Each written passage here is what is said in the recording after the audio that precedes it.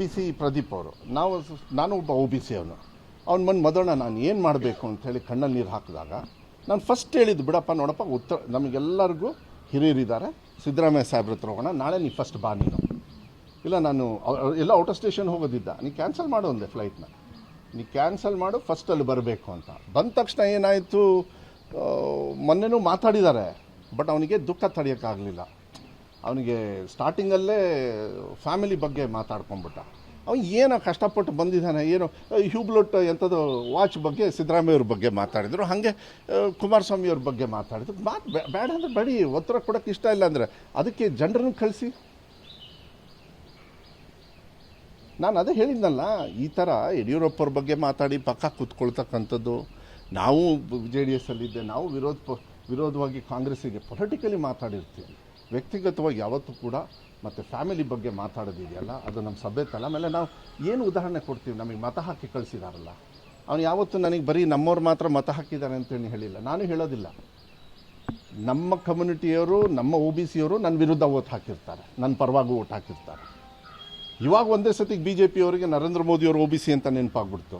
ಯಾಕೆ ಈ ದೇಶದೊಳಗೆ ಎಷ್ಟು ಜನರನ್ನ ಏನು ಮಾಡಿದಾರಂತೆ, ಒ ಬಿ ಸಿ ಇದೆಲ್ಲ ಇಲ್ಲೆಲ್ಲ ಹೋಗ್ತೈತಲ್ಲ, ಎಂಥದ್ದು ನಿಮ್ಮದು ಕ್ಯಾಟಗರಿದೆಲ್ಲ, ಇನ್ನು ಡೆಲ್ಲಿಯವ್ರು ಕಣ್ಣು ಮುಚ್ಕೊಂಡು ನರೇಂದ್ರ ಮೋದಿಯವ್ರು ಪಾಸ್ ಮಾಡಿಬಿಡ್ತಾರೆ ಚರ್ಚೆಗೆ, ಪೊಲಿಟಿಕಲ್ ಚರ್ಚೆ ಮಾಡೋಣ ಇದನ್ನ. ಅದಕ್ಕೆ ಇದು ಖಂಡನೆ ಮಾಡಬೇಕು. ನಾನು ಆಗ್ರಹ ಮಾಡ್ತೀನಿ ಮಾನ್ಯ ಮುಖ್ಯಮಂತ್ರಿಗಳಿಗೆ, ನಿನ್ನೆ ಅವರಾಗಿರ್ತಕ್ಕಂಥದ್ದು ಸಾಂವಿಧಾನಿಕವಾಗಿ ಪ್ರದೀಪ್ ಅವ್ರದ್ದು ತಪ್ಪಿದ್ದರೆ ಅವ್ರ ಮೇಲೆ ಆ್ಯಕ್ಷನ್ ತಗೊಳ್ಳಿ, ಅದನ್ನು ಒಪ್ಕೊಳ್ಳೋಣ, ಏನು ತಪ್ಪೇನಿಲ್ಲ. ನಮ್ಮ ಸಂವಿಧಾನದ ಅಡಿಗಿತ್ತಾನೆ ನಾವೆಲ್ಲ ಬರೋದು. ನಾಳೆ ಒಂದು ಪ್ರಜಾಪ್ರಭುತ್ವದಲ್ಲಿ ಈ ಥರ ಆಯಿತು ಅಂದರೆ ನಾಳೆ ನಾನು ಹೊರಗಡೆ ಹೋಗಬೇಕಾದ್ರೆ, ಈಗ ಹಾಗಾದ್ರೆ ನಾನು ನಿಮ್ಮನ್ನು ಹೆಂಗೆ ಬೇಕಾದ್ರೆ ಇಲ್ಲಿ ಟ್ರೀಟ್ ಮಾಡ್ಬೋದಾ? ಈಗ ಕರಿತೀವಿ 4 ಕಣ ಇದ್ರ ಬಗ್ಗೆ ಮಾತಾಡಿ, ನಾನು ಏನಂತೀನಿ, ನಂಗೆ ಇಷ್ಟ ಇದ್ದರೆ ಮಾತಾಡ್ತೀನಿ, ಇಲ್ಲ ಅಂದರೆ ಹೋಗ್ತೀನಿ. ಮಾತಾಡ್ಬೇಕಾದ್ರೆ ಏನು ಕೆಟ್ಟ ಕಳುಕ ಏನಾರು ಮಾತಾಡ್ತಕ್ಕಂಥ ಸಭ್ಯತೆ ಆದರೆ ನಾಳೆ ನೀವು ಬರಲ್ಲ ನಮ್ಮ ಮನೆಗೆ, ಇವನೇನಪ್ಪ ಮಾತಾಡಿದ್ರೆ ಈ ಥರ ಮಾತಾಡ್ತಾನೆ ಅಂತ.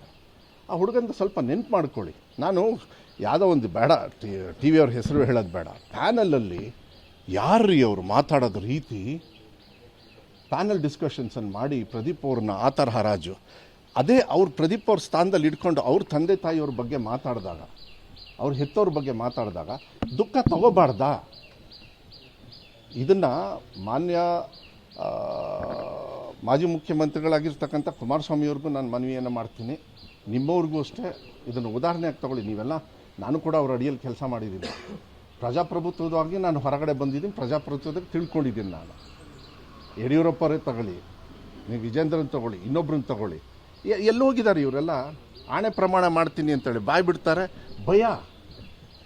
ಯಾಕೆಂದರೆ ಕ್ರಾಸ್ ವೋಟಿಂಗ್ ಮಾಡಿಬಿಟ್ಟಿದ್ದಾರೆ, ಭಯ. ಅವ್ರಿಗೇನಾದ್ರು ಧೈರ್ಯ ಇದೆನ್ರಿ? ಯಾವನು ಹೇಳಿದ್ದಂತೆ ಈ ಪ್ರಜಾಪ್ರಭುತ್ವದಲ್ಲಿ ಬರ್ದಿದೆಯಂತ? ದೇವಸ್ಥಾನಕ್ಕೆ ಹೋಗಿ ನೀವು ಧರ್ಮಸ್ಥಳಕ್ಕಾದರೂ ಆಣೆ ಮಾಡಿರಿ, ನೀವು ಮತ ಹಾಕಿರ್ತಾನಲ್ಲ ಆ ಸಂವಿಧಾನದ ಮೇಲೆ ಆಣೆ ಮಾಡಿರಿ. ಅದಕ್ಕಿಂತ ಪವಿತ್ರವಾಗಿರ್ತಕ್ಕಂಥದ್ದು ನಮ್ಮ ದೇಶದೊಳಗೆ ಇನ್ಯಾವುದೂ ಇಲ್ಲ, ತಿಳ್ಕೊಳ್ಳಿ. ಅದೇ ಸ್ಥಳೀಯ ಶಾಸಕರಿಗೆ ಆ ರೀತಿ ನಿಮಗೆ ಅಲ್ಲಿ ಸಪೋರ್ಟ್ ಸಿಗಲಿಲ್ಲ. ನನಗೆ ಏನಂದರೆ, ನಮ್ಮ ಸರ್ಕಾರ ಇದ್ದು ನಮ್ಮ ಶಾಸಕರಿಗೆ ಈ ಥರ ಆದಾಗ ಅದು ಮನಸ್ಸಿಗೆ ನೋವಾಗ್ತದಲ್ಲ. ಅದಕ್ಕೆ ನಾವು ಆಗ್ರಹ ಮಾಡೋದೇನು ಅಂದರೆ, ಬರೀ ನಮ್ಮ ಶಾಸಕರಲ್ಲ, ಯಾರೇ ಜನಪ್ರತಿನಿಧಿಗಳಾಗಲಿ, ಪ್ರಜಾಪ್ರಭುತ್ವದಲ್ಲಿ ಸಾಮಾನ್ಯ ಜನರು ಇದ್ದರೂ ಕೂಡ ಇದನ್ನು ಭಾಳ ಗಂಭೀರವಾಗಿ ತಗೋಬೇಕು. ಅದರಲ್ಲೂ ಅವನು ಸ್ವಲ್ಪ ಈ ಮನಸ್ಸಿಗೆ ಹಚ್ಕೊಂಡು ಹಿಂದುಳಿದವರು ಎಲ್ಲ ಅಂತ ಹೇಳಿಬಿಟ್ರಲ್ಲ, ಇಲ್ಲಪ್ಪ ನಾವೆಲ್ಲ ಇದ್ದೀವಿ, ನಾವು ಹಿಂದುಳಿದವರಲ್ಲ, ಒ ಬಿ ಸಿಗೆ. ಹಂಗಾರೆ ನಾನು ಏನು ಮನೆ ಕೂತ್ಕೋಬೇಕಾಗಿತ್ತ? ನಾನು ಬೇರೆಯವ್ರು ಇದ್ರೂ ಹೋಗ್ತೀನಿ, ನಾನು ಇಲ್ಲ ಅಂತ ಹೇಳಲ್ಲ, ಬಟ್ ನಮ್ಮವರು ಅಂತ ಹೇಳಿ ನಾನು ಹೋಗ್ಬೇಕಾಗತ್ತಲ್ಲ. ಕೆಲವ್ರಿಗೆ ಚಟ ಇದೆ, ನನಗೆ ಬೈಬೇಕು, ಅವಾಗ ನಮ್ಮವರೆಲ್ಲ ಒಂದಾಗ್ತಾರೆ, ನಮ್ಮವ್ರು ಓಟ್ ಹಾಕ್ತಾರೆ ಅಂತೇಳಿ. ಅದು ನಾನು ಬಾಯ್ಬಿಟ್ಟು ನಿಮಗೇನು ಯಾರ ಬಗ್ಗೆ ಹೇಳಬೇಕಾಗಿಲ್ಲ, ಅದು ಚಟ ಇದೆ, ನೀವು ನೋಡಿದ್ದೀರಾ. ನಾನು ಹಂಗಾರೆ ಅದನ್ನ ರಾಜಕಾರಣ ಮಾಡ್ಕೊಳ್ಳ? ನಾವು ಎಜುಕೇಷನ್ ಕೊಡ್ಬೇಕಾದ್ರೆ ಹಂಗಾರೆ ನಾನು ಏನು ಕೊಡಲಿ ಹೇಳಿ? ಒಬ್ಬ ಎಜುಕೇಷನ್ ಮಿನಿಸ್ಟರ್ಪ್ಪ ನಾನು. ತಪ್ಪುಗಳಾದಾಗ ನಿಮ್ಮಂಥವ್ರು ತಿದ್ದುತ್ತೀರಿ, ಸರಿ ಮಾಡ್ಕೊಂಡು ಹೋಗ್ಬೇಕು. ಅದನ್ನು ಹೋಗ್ಬಿಟ್ಟು ಈ ಥರ ಮಾಡಿ, ನಾನು ಮಾಧ್ಯಮದವರಿಗೆ ದಯವಿಟ್ಟು ನಾನು ಮನವಿ ಮಾಡೋದೇನು ಅಂದರೆ, ದಯವಿಟ್ಟು ಒಳಗಡೆ ಏನಾಗಿದೆ ನೀವು ಇದನ್ನೇನು ದೊಡ್ಡ ಇನ್ವೆಸ್ಟಿಗೇಟ್ ಮಾಡಿ ಅಂತ ಹೇಳಲ್ಲ, ಸ್ವಲ್ಪ ಅದನ್ನು ಹೇಳಿ. ಯಾಕೆಂದರೆ ಅದು ಹೆಂಗಾಗ್ಬಿಡುತ್ತೆ ಅಂದರೆ, ನಾವು ನೋಡಿದಾಗ ನಾನು ಯಾಕೆ ಅವ್ರಿಗೆ ಫೋನ್ ಮಾಡಿದೆ ಅಂದರೆ, ಪ್ರದೀಪಿಗೆ ಯಾಕೆ ಈ ಥರ ಮಾಡಿದ್ನಪ್ಪ ಹೊರಗಡೆ ಬಂದು ಅಂತ ಹೇಳಿ. ಅವಾಗ ಹೇಳ್ದ, ಅಣ್ಣ 2-4 ಗಂಟೆ ಒಳಗಡೆ ಕೂತ್ಕೊಂಡಿದ್ದೀನಿ, ಸರ್ಕಾರಿ ಕಾರ್ಯಕ್ರಮ, ನಾನು ಚೇರ್ ಮೇಲೆ ಕೂತ್ಕೊಂಡಿದ್ದೀನಿ, ಯಾರೂ ಏನು ಹೇಳ್ತಾ ಇಲ್ಲ. ಇರೋದು ಒಂದು 7-8 ಜನರು ಪೊಲೀಸವ್ರು ಇದ್ರು ಅನಿಸುತ್ತೆ ಆ ವಿಡಿಯೋದಲ್ಲಿ ನೀವು ನೋಡಿದಾಗ. ಅವರೇ ತಳ್ತಾ ಇದ್ದಾರೆ ಇವರನ್ನು. ಏನು ಎಣ್ಣೆ ಗಿಣ್ಣೆ ಹೊಡ್ಕೊಂಡು ಬಂದ್ಬಿಟ್ಟು ಕೆಟ್ಟ ಪದ ಯೂಸ್ ಮಾಡೋದು. ಆಯಿತು, ನಾನೇ ಈ ಕೆಟ್ಟ ಪದ ಯೂಸ್ ಮಾಡಿದ್ರೆ ನೀವು ಒಪ್ತೀರಾ? ಇದು ಪ್ರಜಾಪ್ರಭುತ್ವದಲ್ಲಿ ಖಂಡನೆ ಮಾಡಬೇಕು, ಯಾರೇ ಪಕ್ಷದವರಾಗಲಿ. ಈ ರಾಜ್ಯವನ್ನು ಆಳಿರ್ತಕ್ಕಂಥ ಕುಮಾರಸ್ವಾಮಿ ಅವರು ಅಷ್ಟೇ, DK ಶಿವಕುಮಾರ್ ಸಾಹೇಬರು ಆಳ್ತಾ ಇದ್ದಾರೆ, ಸಿದ್ದರಾಮಯ್ಯ ಸಾಹೇಬರು ಆಳ್ತಾ ಇದ್ದಾರೆ, ಬೇಕಾದ ವೀರಪ್ಪ ಮೊಯ್ಲಿ ಸಾಹೇಬರು ಆಳಿದ್ದಾರೆ, ನಮ್ಮ ತಂದೆಯವರು ಆಳಿದ್ದಾರೆ. ಇವರೆಲ್ಲರೂ ಕೂಡ ಇದನ್ನು ಖಂಡನೆ ಮಾಡಬೇಕು. ಮತ್ತೆ ಈ ಥರ ಘಟನೆಗಳು ಆಗದೇ ಇರತಕ್ಕಂಥ ರೀತಿಯಲ್ಲಿ ಸರ್ಕಾರಿ ಕಾರ್ಯಕ್ರಮ ಆಯಿತು. ಸರ್ಕಾರಿ ಕಾರ್ಯಕ್ರಮ ಯಾವುದು? ಕೆಂಪೇಗೌಡ ಜಯಂತಿ. ಯಾರ ವಿರುದ್ಧ ಮಾಡ್ತಾ ಇದ್ದೀರಾ ನೀವು? ನಾಚಿಕೆ ಆಗಲ್ಲ ನಿಮಗೆ? ನಾನು ಅದಕ್ಕೆ ಅದನ್ನು ಚರ್ಚೆ ಮಾಡೋದಕ್ಕೆ ಸರ್, ಈಗ ಸಿದ್ದರಾಮಯ್ಯ